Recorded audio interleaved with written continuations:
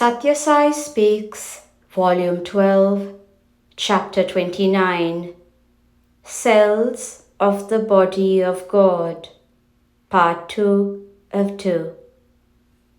Give up reliance on the vagaries of the mind.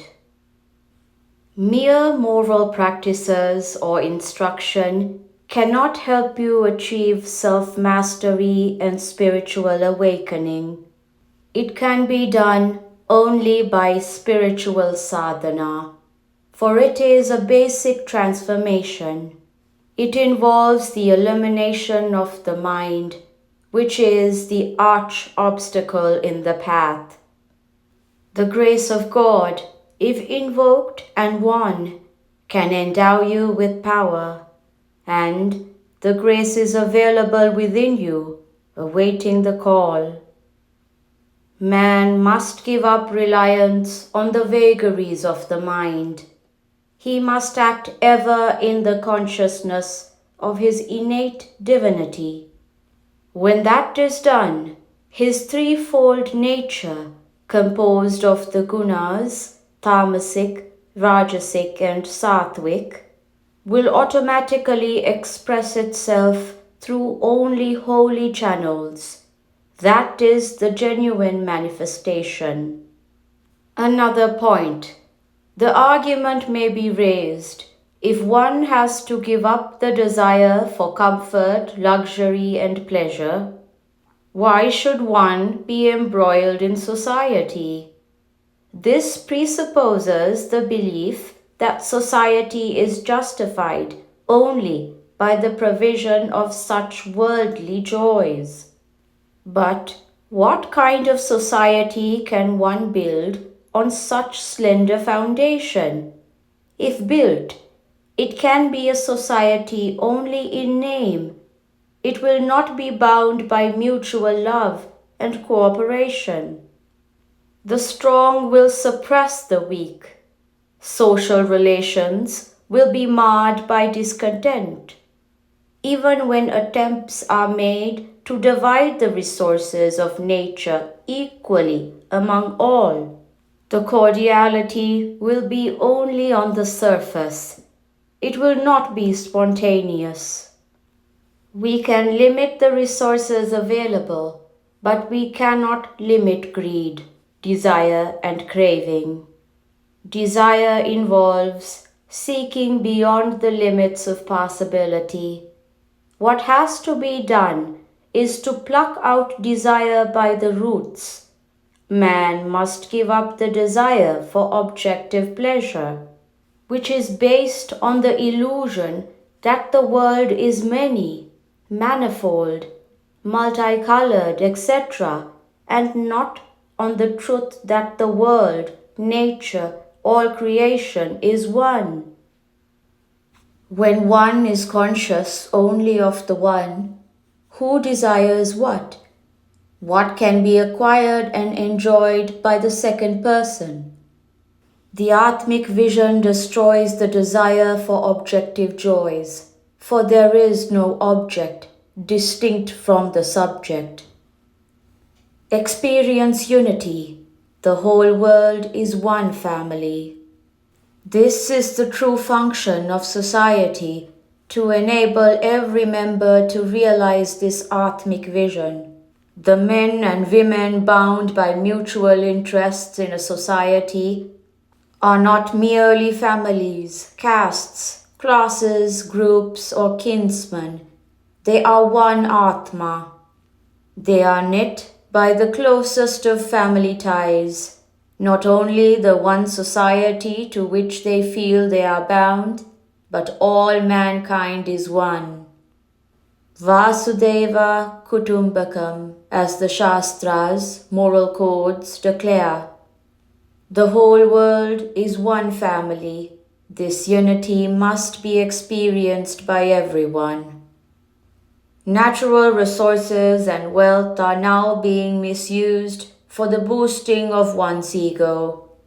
But when the Atmic unity is realized, they will promote the new way of life through love, what is now mercy or legally enforced mutual help will then be transformed into divine love that can effectively purify the recipient as well as the giver.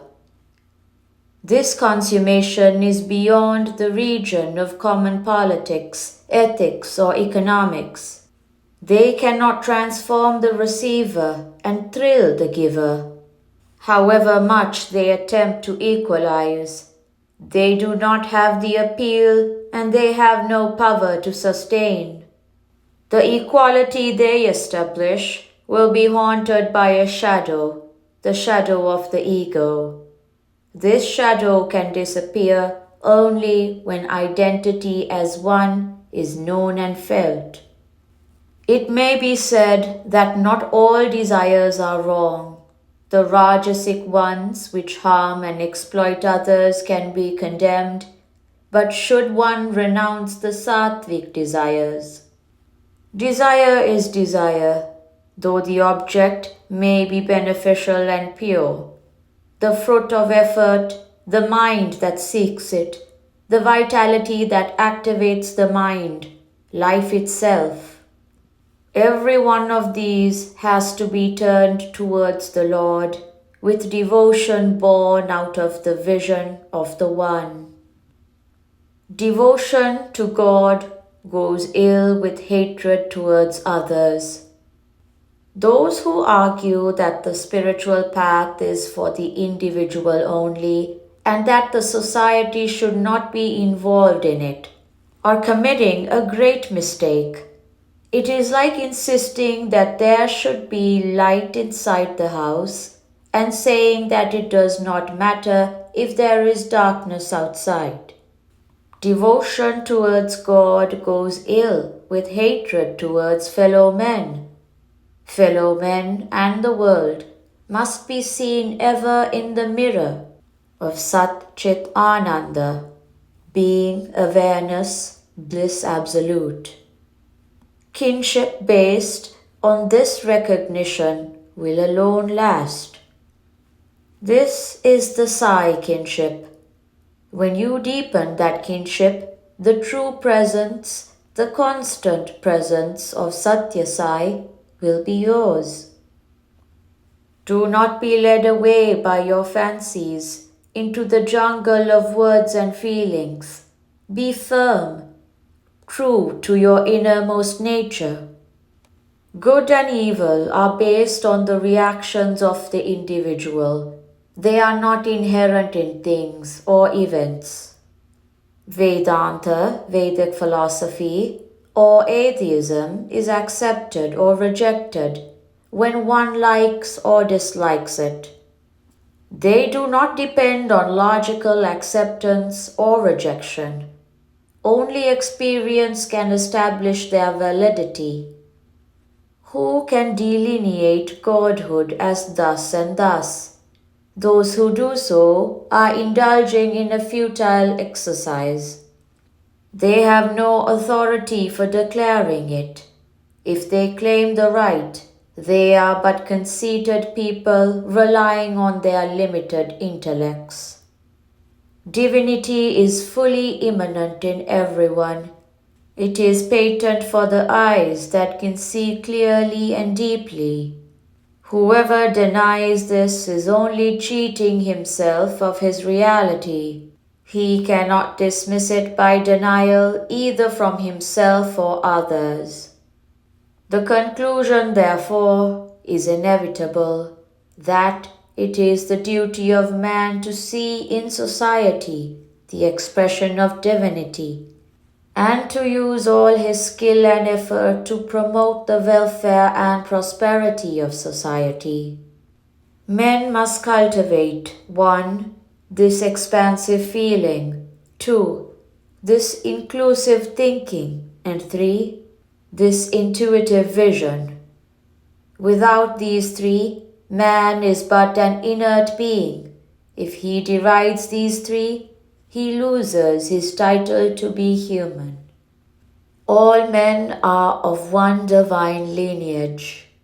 The spirit of renunciation, adherence to virtue, the eagerness to cooperate, the sense of kinship. These are characteristics and signs of man.